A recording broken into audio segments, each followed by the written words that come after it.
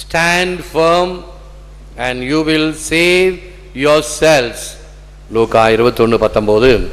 நீங்கள் மன உறுதியோடு இருந்து உங்கள் வாழ்வை காத்துக்கொள்ளுங்கள். இயேசுவில் அன்பார்ந்த சகோதர சகோதரிகளே, அன்பார்ந்த பிள்ளைகளே, அன்பார்ந்த தொலைக்காட்சி விசுவாசிகளே, the end will not come at once. லூக்கா 21:9. உடனே முடிவு வராது. My saving power will on you like the sun and bring healing like the sun's rays. Malachi 4:2. என் பெயருக்கு அஞ்சி நடக்கின்ற உங்கள் மேல் நீதியின் கதிரவன் எழுவார். He will come again to judge the living and the dead. நம்முடைய விசுவாச பிரமாணம், அவர் வாழ்வோரையும் இறந்தோரையும் தீர்ப்பிட மீண்டும் வருவார். இவைகளெல்லாம் நமக்கு சொல்லப்படுகின்ற சிந்தனை முத்துக்கள், தியான கருத்துக்கள், ஆழமான கருத்துக்கள்.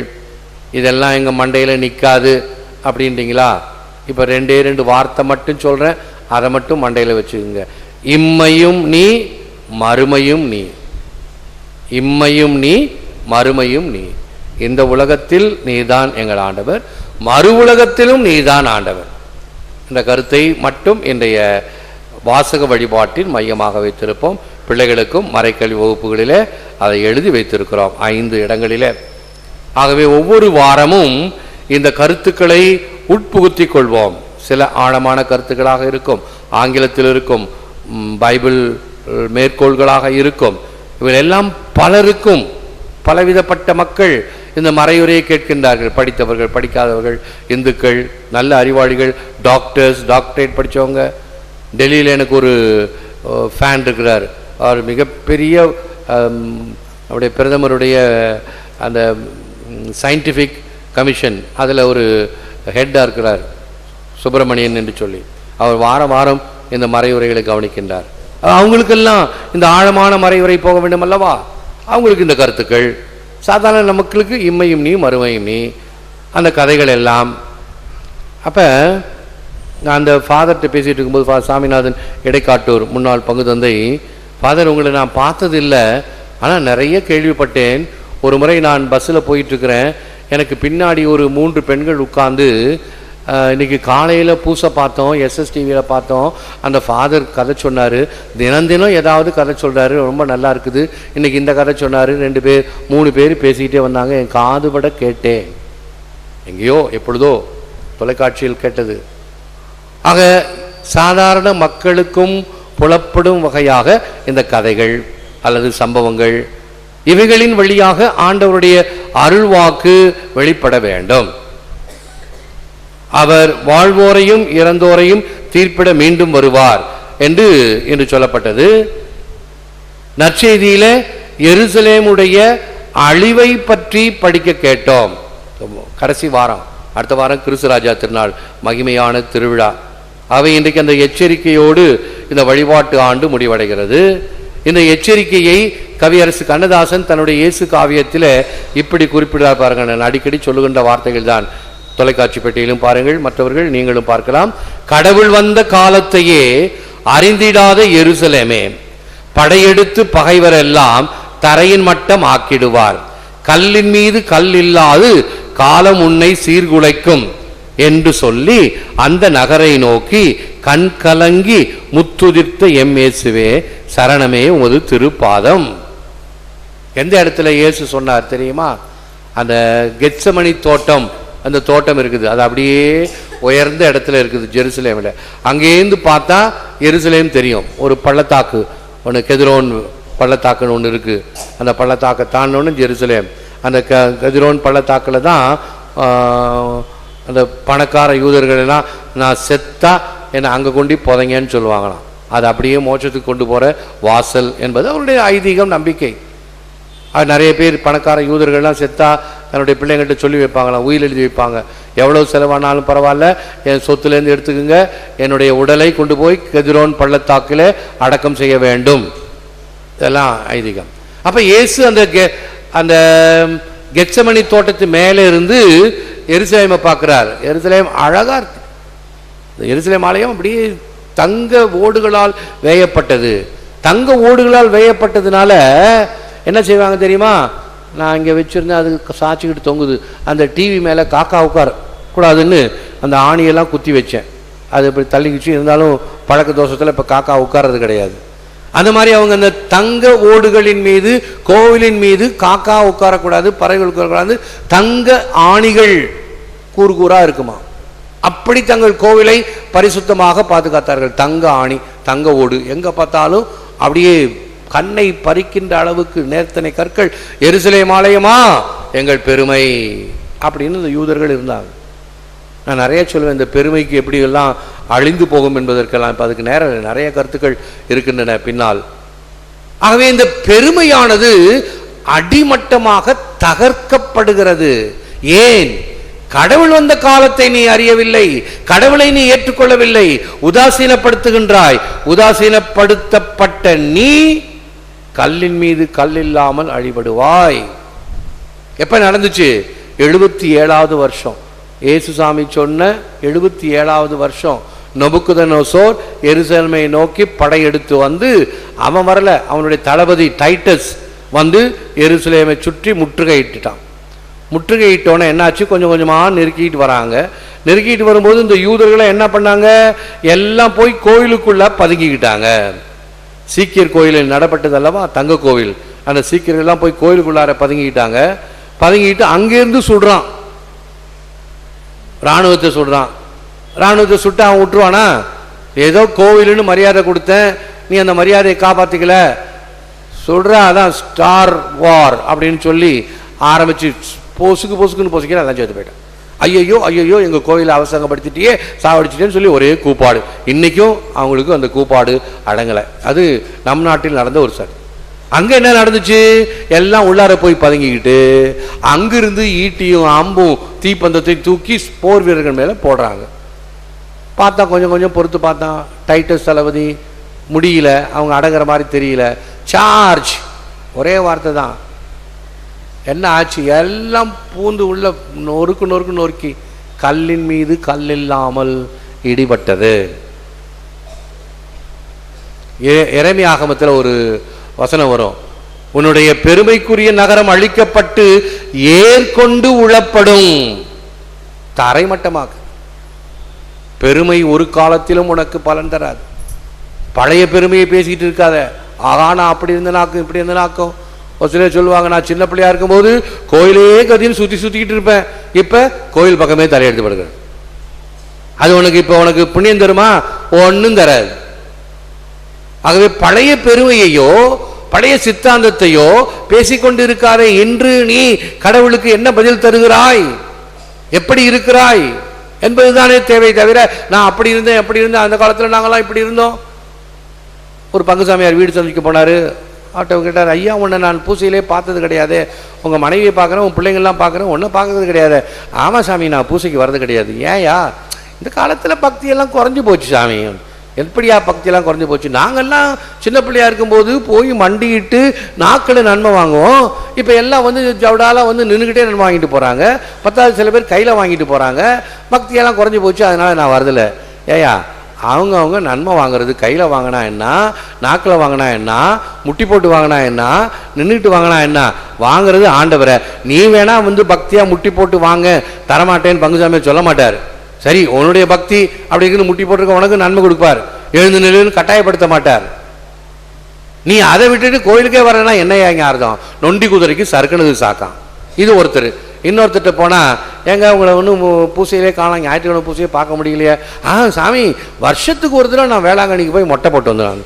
நீ மொட்டையே போடு, மொட்டையே ஆகிடும். போ, வாரந்தோறும் பூசைக்கு வர காணாம், காரியத்தை செய்ய காணாம், சாதாரண கடமை செய்யணும்னா அவர் வருஷத்துக்கு ஒரு தடவை போய் மொட்டையை போட்டு வந்துடுறான். அதாவது என்ன சித்தாந்தம்? உயிர் கொடுத்த இறைவனுக்கு இதை கொடுத்துட்றாராம். ஐயா, என்ன காணிக்கை! ரொம்ப சூப்பரான காணிக்கை தான். உன்னுடைய உள்ளத்தை கொடு, அதுதான் இறைவன் விரும்புகிறார், இதை அல்ல. அதை அவன் விற்று அங்கே எல்லாத்தையும் காசாக்குறாங்க. அது திருப்பதியாக இருந்தாலும் சரி தான், வேளாங்கண்ணியாக இருந்தாலும் சரி தான். இவைகள் அல்ல, உன்னுடைய உள்ளத்தை கேட்கின்றார் ஆண்டவர். கடவுள் உன்னை நாடி தேடி வருகின்றார். அப்பொழுது நீ ஏற்றுக்கொள்கிறாயா?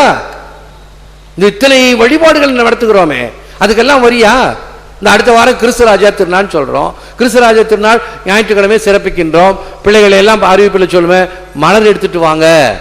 ஒரு மலர் வீட்டிலேருந்து எடுத்துட்டு வந்து இங்க ஆராதனை சமயத்தில் நற்கருணை அங்கே அரங்கேற்றம் செய்த பிறகு பிள்ளைகள் வரிசையாக வந்து மலர்களை வைத்து பவனியா போங்க, அதில் பங்கேறுங்கள். Faith formation. பிள்ளைகள் நற்கருணை ஆண்டவரை வணங்க வேண்டும், ஆராதிக்க வேண்டும், நன்றி செலுத்த வேண்டும் என்று சொல்லப்படுகிறது. இதற்கு நான் எவ்வளவு முக்கியத்துவம் தருகிறேன். எனக்கு என் பிள்ளைகளுக்கும் போன மாதம் சில்ட்ரன்ஸ் மாஸ் வச்சப்போ 160 கவர் கொடுத்துருந்தேன். மிஷன் சண்டைக்கு கொண்டாந்து கொடுங்கப்பா பிள்ளைங்களா அப்படின்னு சரி. அப்புறம் அடுத்த வாரம் தீபாவளி வந்துச்சு. தீபாவளி சமயத்தில் ஒரு சுருக்கு பையில் ஸ்வீட் எல்லாம் போட்டு வந்தது எல்லாத்தையும் போட்டு எல்லா பிள்ளைங்களுக்கும் பகிர்ந்து கொடுத்தேன். சுருக்கு பையில் ஸ்வீட் எல்லாம் எடுத்துகிட்டு போங்க, ஸ்வீட் சாப்பிடுங்க. சுருக்கு பையில் அம்மா கொடுக்குற காசை மறக்காமல் கொண்டாந்து மிஷன் சண்டைக்கு போடுங்க. 4 பை தான் வந்துச்சு 160 பையில். கவரில் வந்து 80 கவர் தான் வந்துச்சு. எழுதி கொண்டாந்து கொடுத்தாங்க பிள்ளைங்க. மீதி 80 கவர் அதை கிடக்குது போ, இந்த சமையாருக்கு வேற வேலை இல்லை அப்படின்னு சொல்லியிருப்பேன் வீட்டில். அப்புறம் எப்படி அது போடும், எப்படி இந்த தாராளம் வரும்? உனக்கிட்டே இல்லையே, உங்ககிட்ட இருந்தால் கண்டிப்பாக வரும். பிள்ளைங்க மறக்க கேட்டிருக்கோம். ஃபாதர் சொன்னார், கவர் எடுத்து சொன்னார், அம்மா வேலையை பார்த்துட்டு போ. எனக்கு இங்கே நான் சிங்கி அடிக்கிறேன், காசு வேணுமா காசு சொல்லியிருப்பா இல்லையா, நீ சிங்கி அடிச்சுக்கிட்டே இருப்ப கடைசி வரைக்கும். கடவுளுக்கு நீ கொடுக்கன்னு வச்சுக்க, சிங்கி அடிச்சு தான் இருக்கணும் கடைசி வரைக்கும். வராது உனக்கு, இல்லை என்று சொல்லாது. நம் கமுதிக்கு நான் போயிருந்தேன். ஒரு சாதாரண அம்மா. அந்த அம்மா என்ன வேலை செய்யுதுமா, பெரிய பணக்காரங்க கிடையாது. அவங்க பள்ளிக்கூடத்து வாசல்ல ஒரு பொட்டி கடையில் மிட்டாய் விற்று பிள்ளைகளை உருவாக்கி நல்லா படிக்க வச்சு வாரம் வாரம் அந்த அம்மாவுடைய பூசைங்க வரும். ஃப்ளோரா ராணி கமுதின்னு நம்ம படிக்கிறோம். அந்த அம்மா பிள்ளைக்கு கல்யாணம். அது வாரம் வாரம் கடிதம் எழுதும்போதெல்லாம், ஃபாதர் என் பிள்ளை கல்யாணத்துக்கு நீங்கள் வரணும் ஃபாதர், ஃபாதர் என் பிள்ளை கல்யாணத்துக்கு வரணும் ஃபாதர் அப்படின்னு வாரம் வாரம் சொல்லிச்சு. கடிதம் அனுப்பிச்சு, தான் மகனை அனுப்பி பத்திரிக்கை வச்சுது. சரி கண்டிப்பாக நான் வரேன், உன்னுடைய விசுவாசத்துக்காக நான் வரணும் அப்படின்னு. அப்போ பத்திரிக்கையில் என் பேரெல்லாம் போட்டுச்சு. பார்த்தாங்க, அது தந்தை தாமஸ் அரியாங்க பக்கம் தந்தை அன்பொழி டிவி. இந்த கல்யாணத்துக்கு அன்பொழி டிவி சாமியார் அங்கேருந்து இவ்வளோ தூரம் வராரா, சும்மா பெருமைக்காக இந்த அம்மா போட்டுக்குச்சு அப்படின்னு அதை கிண்டல் பண்ணாங்களாம். பூசையில் போய் நான் நின்னும் போது எல்லாருக்கும் ஒரே ஆச்சரியம். அடே அப்பா, பாண்டிச்சேரியிலேருந்து ஃபாதர் வந்திருக்கிறாரா. அதான் விசுவாசம் இருந்தால் உனக்கு யார் வேணுமானாலும் இறங்கி வருவார்கள். நான் என்ன, கடவுளே இறங்கி வருவார். அதுதான் உண்மை. உனக்கு வேண்டியதெல்லாம் உள்ளத்தில் இருக்கக்கூடிய அந்த விசுவாசமும் நன்றி உணர்வும். ஆகவே அன்பார்ந்த மக்களே, கடவுள் வருகின்ற காலத்தை அறிந்து கொள்ளுங்கள், அதற்கு ஆவண செய்யுங்கள், அதற்கு அடிபணியுங்கள். நிச்சயமாக உங்களுக்கு ஆசீர்வாதம் கிடைக்கும். இல்லை என்றால் 1 வருஷம் 2 வருஷம் இல்லை, 70 வருஷம் கழிச்சு எருசலேம் ஆலயம் சின்ன பின்னமாக்கப்பட்டது. நான் அடிக்கடி சொல்லுவேன், இந்த உலகத்திலேயே மிக சிறந்தவர்கள் யூதர்கள். பணத்திலேயோ அறிவிலையோ ஆற்றலிலையோ பெண்கள் எல்லாம் அழகுள்ளவர்கள் யூத குலம் தான். அதனால தான் யூத குலத்திலிருந்து கடவுள் தன்னுடைய மகனுக்கு தாய் தேர்ந்தெடுத்தார், தேவதாயை. இப்படிப்பட்ட ஒரு குணம், தேர்ந்தெடுக்கப்பட்ட இனம், அரச குருத்துவ திருக்குல கூட்டம், யூதர்களின் கூட்டம். உண்மைதானே? இவ்வளவு உனக்கு பெருமை இருக்குதே, நீ எவ்வளவு தூரம் நீ இறைவனுக்கு ஏற்ற குணமாக இருந்திருக்க வேண்டும். இல்லையே, உனக்கு ரொம்ப மதப்பு, சொல்ல போனா கொழுப்பு. என்ன ஆச்சு? 70வது வருஷம் சின்ன பின்னமாக்கப்பட்டது ஒன்று. சரி, சின்ன பின்னமாக்கப்பட்டதே. இவங்க எல்லாம் டயாஸ்போரா என்று சொல்லி உலகம் முழுவதும் பிரிந்திருந்தார்கள். அவங்க நாட்டிலேருந்து துரத்தப்பட்டாங்க. எப்படி ஸ்ரீலங்கா மக்கள் இப்போ எல்லா இடத்துலையும் பரவி இருக்கிறாங்க இல்லையா, அந்த மாதிரி இஸ்ரேல் நாட்டு மக்கள் எல்லா இடத்துலையும் போய் பரவி இருந்தாங்க. பல இடங்கள் எல்லாம் ஒன்று சேர்ந்து நாம் எல்லாம் நம் நாட்டுக்கு வரணும்னு சொல்லி தான் இஸ்ரேல் நாட்டை உருவாக்கிட்டாங்க. வெரி குட், பவர்ஃபுல், நல்ல காரியம் செஞ்சிட்டாங்க. சரி, இஸ்ரேல் நாட்டை உருவாக்கிட்டாங்களே, அழிந்து போன எருசலேம் தேவாலயத்தை கட்ட முடிஞ்சுதா? முடியல, முடியாது. அங்கதான் கடவுளுடைய வல்லமை இருக்குது. பார்த்தீங்களா? இப்ப நம்ம அரியாங்குப்பம் கோயில் ஒரே ராத்திரில தொப்புன்னு விழுந்துச்சு, உங்களுக்கு தெரியும். அப்படியேவா கிடக்குது? இப்ப கட்டி முடிச்சல, கஷ்டம், பல வேதனைகள், பல கஷ்டங்கள். அடுத்தது வின்சென்ட் சாமியார் ரொம்ப உழைச்சார். பலருடைய முயற்சிகள் எல்லாம் சேர்த்து எல்லாம் வச்சு இப்ப உருவாக்கி ஆயிட்டது. இடிந்து போன கட்டடம் அப்படியே இல்லை, அதே இடத்திலே மறுபடியும் இந்த கட்டடம் உருவானது. நம்மால் முடிந்ததை யூதர்களால் முடியாதா? ஏழைகளா, சோடைகளா? இல்லை, உலகத்திலேயே பலசாலிகளும் பணக்காரர்களும், ஆனாலும் முடியவில்லை. அங்குதான் நாம் சிந்திக்க வேண்டும். ஏன்? கடவுளை நீ ஏற்றுக்கொள்ளவில்லை. என்ன கூவி அழைச்சாங்க தெரியுமா? யானை தான் தலையில மண்ணை வாரிக்கிட்ட மாதிரி. என்ன சொன்னாங்க பாருங்க, நற்செய்தியில் என்ன சொன்னாங்க? இவனுடைய இரத்தமும் பழியும் எங்கள் மேலும் எங்கள் பிள்ளைகள் மேலும் இருக்கட்டும், அவனை சிலுவையில் அறைன்னு சொன்னில்ல, நீயா கேட்டு வாங்கிக்கிட்ட சாபம் தானே. ஐயா நான் என்ன செய்யறது ஐயா அப்படின்னு பிலாத்து மன்னன் கேட்கிறான். அவன் ரோமை சோல்ஜர், நீ யூதகுலம். அவன் கேட்கிறான், அவன்கிட்ட ஒரு குற்றமும் காணவில்லையே, இவனை என்ன செய்வது? இவனை சிலுவையில் அறையும். அப்படி ஒன்னும் குற்றம் செய்யலையே, இவனை நீ சிலுவையில் அறையாவிட்டால் உனக்கும் சீசருக்கும் இடையே நாங்கள் மூட்டி விட்டுருவோம். அவன் தன் பதவியை பாதுகாத்து கொள்ள என்னத்துக்கு வம்பு, இதுக்கு எனக்கு சம்பந்தமே இல்லை, கை கழுவுறான். நீ கை கழுவிக்க, நாங்க பாத்துக்கிறோம். ஆச்சு இல்ல, பாத்துக்கிட்டே இல்ல, என்ன ஆச்சுன்னு தெரியுதில்ல. இப்ப 2016 இயேசுனுடைய காலத்தை மையமாக வைத்து ஒரு கல் மேல கல் வைக்க முடிஞ்சதா? கல்லின் மேல் கல் இல்லாமல் ஆலயம் இடிந்து போனது அல்லவா? ஆகவே இந்த யூதர்கள் எல்லாம் கல்லறையில போய் புதைச்சாங்கன்னா என்ன செய்வாங்க? நம்ம என்ன செய்யறோம்? கல்லறைக்கு போனா அந்த பெட்டியை போட்டு மூடி உள்ள இருக்கக்கூடிய மாலைகள் எல்லாத்தையும் வெளியே எடுத்து வச்சுக்கிட்டு பெட்டியை மூடிட்டு வச்சுட்டு மண்ணை தள்ளிட்டு மேலே அந்த மாலை வைக்கிறோம், சாம்பிராணி போடுறோம், அல்லது மெழுகு தெரியாத்துறோம், எல்லாம் செய்கிறோம் அவங்களுக்கு நம்முடைய அஞ்சலியாக. யூதர்கள் என்ன செய்வாங்க தெரியுமா? அந்த கல்லறை மேலே கல் வைப்பாங்க. செங்கமுட்டி கல், சிமெண்ட் கல், இந்த காரக்கல், என்னென்ன கல்லோ ஒரு 20-30 கல் எல்லா கல்லறையும் பார்க்கலாம். நம்ம கல்லறையில் எப்படி பூ பார்க்குறோமோ அந்த மாதிரி கல் இருக்கும். என்ன அர்த்தம்? ஐயா நீங்க தான் போயிட்டீங்க, இந்த கோயிலை பார்க்க முடியாம போயிட்டீங்க, நாங்க எங்க வாழ்க்கையில் கோயிலை கட்டுவோம், கோயிலை கட்டுவோம் கட்டுவோம் கட்டுவோம், கட்டிக்கிட்டே இருப்போம். இன்னும் இல்லை. அந்த ஒரு எருசலேம் வால் அப்படின்னு ஒரு, அதுக்கு பேர் வெயிலிங் வால், அழுகின்ற சுவர். எருசலேமை காட்டினாங்கன்னா டிவியில் பார்த்தீங்கன்னா அந்த சுவர் தான் இருக்கும். அந்த சுவருக்கு முன்னாடி தொண்டு கிழம், கை காலெல்லாம் நடுக்கும், வெள்ளை வெள்ளையன்னு தாடி இருக்கும். அது போய் அந்த சுவத்தில் நின்று முட்டிட்டு அழும், ஐயோ எங்க கோயில் போயிடுச்சே, இந்த சுவர் நீ மட்டும்தானே இருக்கிற, அழு, உன்னுடைய குல நாசம். இவ்வளவு தூரம் நமக்கு சொல்லப்படுகிறதே, நாம் உணர வேண்டும் அல்லவா? ஆகவே there is also a temple within every one of us that crumbles whenever faith is lacking. Saint Ambrose, நாம் விசுவாசத்தில் எப்பொழுதெல்லாம் குறைபடுகிறோமோ அதனை சரி செய்ய நாம் ஒவ்வொருவருள்ளும் ஒரு ஆலயம் இருக்கிறது. பாறைக்குள் தேரை வைத்தாய், தேரைக்கும் நீரை வைத்தாய் என்று சொல்லப்படுகிறது. எப்படிப்பட்ட ஒரு பாறையின் இடுக்கிற ஒரு தேரை இருக்கும், சவலையா இருக்கும், அதுக்கு ரத்தமே இல்லாம வெள்ளை வெளியேன்னு இருக்கும், அதற்கும் இறைவன் நீரை வைத்திருக்கிறாரா, அது உயிர் பொழைச்சு கொள்ள. அதுபோல நம் ஒவ்வொருவருடைய உள்ளத்திலும் இறைவன் அந்த ஈரத்தை வைத்திருக்கிறார், பக்தி என்ற ஈரம். அது வளர வேண்டும், அதை இன்னும் உயிர்ப்பித்துக் கொள்ள வேண்டும். அதன் வழியாக நம்முடைய செயல்கள் வேறுபட வேண்டும். live the Christian life well and full. கிறிஸ்துவ வாழ்க்கையை நன்றாக முழுமையாக வாழ். ஏனோ தானோ என்று அல்ல, the bare minimum அல்ல, மிக சிறந்ததாக ஆண்டவருக்கு கொடுப்பதில் மிக சிறந்ததாக. பிளாஸ்டிக் பூவெல்லாம் வைக்கக்கூடாது. உடஞ்ச கண்ணாடி டம்ளர்லாம் இருந்ததுன்னா சில கான்வென்ட்ல அதை ஃப்ளவர் வாஸ்க்கு வந்துடும், ஆண்டவருக்கு வந்துடும். உடஞ்சது தான் கடவுள் கொடுக்குறதா? சிறந்ததை கொடு, நல்லதை கொடு, மிக சிறந்ததை கொடு. நேற்று நிறைய பேர் ஒருத்தவங்க நல்லவங்க நல்ல அழகான ரோஸ் கொண்டாந்து அப்படியே மாதாவுக்கு காணிக்கையாக வச்சுருந்தாங்க. நான் போய் அப்படியே சுற்றிட்டு வந்து அந்த பக்கமாக நின்று கை கட்டி நின்று அப்படியே பார்த்துக்கிட்டே இருந்தேன். ஒரு அம்மா அங்கேயும் எங்கேயும் பார்த்துச்சு, பங்கு சாமியாரை பார்த்துச்சு, தொட்டு கும்பிட்டு போயிடுச்சு, இல்லைன்னா சுருட்டிட்டு போயிருக்கு 4 பூவை. பங்கு சாமியார் இருக்கிறார், ஐயோ சாமி அப்படின்னு. இன்னொரு அம்மா ஏற்கனவே ஒரு பூ எடுத்து போச்சு, சரி. இன்னொரு பூ எடுத்துச்சு, சரி. புள்ள கேட்டிருக்கோம், ஒரு கை குழந்தை இருந்துச்சு, எடுத்துகிட்டு போட்டுன்னு விட்டேன். அது எப்படியும் என்னுடைய ஆஃபீஸுக்கு வந்துச்சு மாத சந்தா கட்டத்துக்கு. என்னம்மா நீ 2 பூ எடுத்தியே? இல்லை ஃபாதர், 1 தான் எடுத்தேன், இன்னொன்று வந்து சிஸ்டர் எடுத்துகிட்டு வர சொன்னாங்க, நற்கருணை பீடத்தில் வைக்கணும்னு கேட்டாங்க, அதுதான் எடுத்து. சரிம்மா, நல்லதுமா, கடவுளுக்கு கொடு.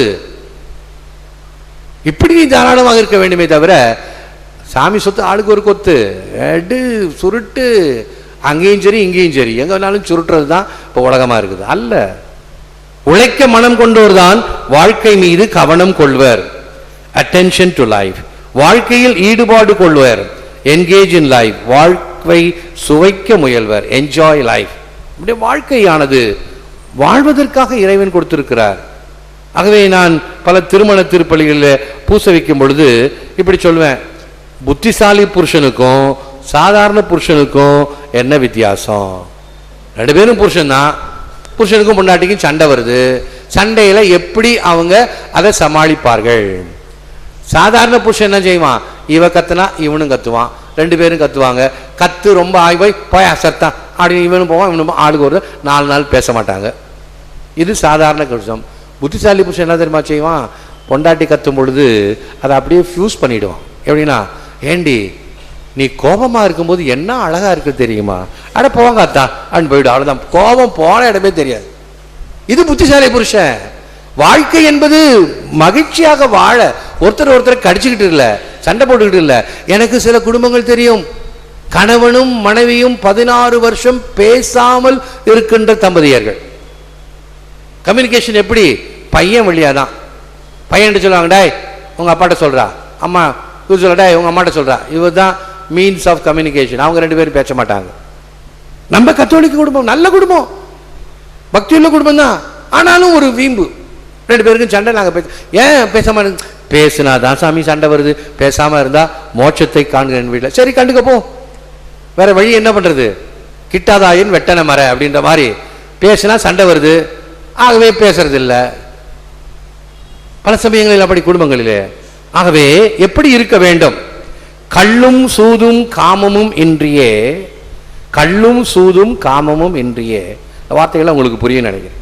மந்த புத்தி மயக்கம் இல்லாமலே உள்ளமெங்கும் ஒளிமயமாகவே மணுமகன் முன் வலிமையுள்ளோரென நின்று நீங்கள் நிலை பெற வேண்டுமே. இயேசு காவியத்தில் கவியரசு கண்ணதாசனுடைய வார்த்தைகள் இவை. நாட்கள் தோறும் நற்செபம் கூறியே, நாட்கள் தோறும் நற்செபம் கூறியே இறைவன் ஆட்சிதனை எதிர்நோக்கியே கண் விழித்து காத்திருப்பீர்களே. அந்த நாளும் அது வரும் நேரமும் எந்த அன்றி எவரும் அறிகிறார். எந்த என்றால் பரம தந்தை அன்றி எவரும் அறிகிறார். வருவது உண்மை, சத்தியம் நித்தியம் சத்தியம். வரப்போறது என்னவோ உண்மைதான், எல்லாருக்குமான முடிவு. அதற்குள் நீ எப்படி இருக்க வேண்டும் என்பதை சுதாரித்துக்கொள். உயர்ந்த உன் கொள்கை வாழ்க்கையாகட்டும், உலகம் அதில் விளங்கும் சிறப்பை காணட்டும். உயர்ந்த உன் கொள்கை மிக சிறந்ததாக உன்னுடைய விழுமியங்கள் இருக்க வேண்டும்.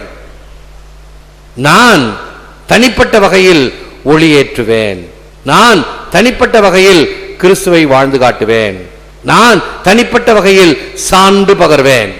போன வாரத்தில் உங்களுக்கு வாட்ஸ்அப்பில் ஒரு கொடுமையான படம் வந்திருக்குன்னு நினைக்கிறேன். பீகாரில் இருந்து ஒரு வாலிப பெண் உயிரோடு எரிக்கப்பட்டாள். முதல்ல எனக்கு விவரம் தெரியல, என்னத்துக்காக எரிக்கப்பட்டாலும் தெரியல. பிறகு பிறகு பிறகு பிறகு வந்து பார்த்தா அவர் கிறிஸ்துவை அறிவித்ததினால், கிறிஸ்துவ பெண்மணியாக இருந்ததினால் சுற்றி நின்று பெட்ரோல் ஊற்றி கொளுத்துறான். இந்த காலத்தில் என்ன மனித நேயம்! அப்படியே துடி துடித்து சாகிறாள் கண் முன்னால வேற சாட்சியாக. நான் நினச்சிக்கிட்டேன், என்ன அப்படி கொடுத்துனாங்கன்னா நான் எப்படி இருப்பேன்? போய் 2 பேரை இறுக்கி பிடிச்சிக்குவேன். நான் செத்தாலும் பரவாயில்ல, 2 பேர் சாவுங்கடா. ஏன் தனியா சாவான? ஆகவே பல சமயத்தில் இப்போ கொஞ்சம் சமயோஜித புத்தியாகவும் இருக்கணும். நாம் கிறிஸ்துவுக்காக நான் சாகிறேன்னா ரெடி, நான் ரெடி. ஆனால் நான் தனியாக சாக மாட்டேன். ஏன்னா எச்சில் நீ வா மாட்டிக்க. அவன் ஐயோ ஐயோன்னு சொல்லுவான், வழி உனக்கும் தெரியட்டும். உயர்ந்த உன் கொள்கை வாழ்க்கையாகட்டும், உலகம் அதில் விளங்கும் சிறப்பை காணட்டும். இன் Paradise we shall rest, in freedom we shall see, we shall see and we shall love, we shall love and we shall praise. This is what we will be at the end without end. Saint Augustine அருமையான வார்த்தைகள். விண்ணகத்தில் நாம் சுதந்திரமாக இளைப்பாறுவோம், நாம் முகமுகமாய் காண்போம், நாம் அதிகமாக அன்பு செய்வோம், நாம் அதிகமாக புகழ்வோம். இதுவே நமக்கு முடிவில்லா வாழ்வாய் இருக்கும். Maranatha, come Lord Jesus. ஆண்டவரே வாரும். இந்த கடைசியில் பார்த்தீங்கன்னா திருவழிபாட்டு புத்தகம் தான் கடைசி. இந்த கடைசி வரி இதாக இருக்கும், மாரநாதா, ஆண்டவராய் இயேசுவே வாரும். Come Lord Jesus. மாரநாதா, ஆண்டவராகிய இயேசுவே வாரும். பரமன் இயேசுவை போல், ஜெபம் இது, பரமன் இயேசுவை போல் காயங்களை பொருட்படுத்தாமல் பாரிலே மனிதத்தை முழுமையாக உணரவும், பிறருக்கு தொண்டு செய்வதன் வழியாக புதிதாக நலமளிக்கும் உயிர் ஊற்றுக்களை திறந்துவிடவும், புத்துயிரையும் நம்பிக்கையையும் உலகுக்கு கொண்டு வரவும் பரிவுடன் எமக்கு வலிமை கூட்டி வழியினை காட்டி படிப்படியாக பக்குவப்படுத்தி வழி அனுப்புக இறைவா. ஆமேன். ஏற்று வரமருளும் இறைவா, காக்கும் கரங்களினால். ஆமேன். ஆமேன்.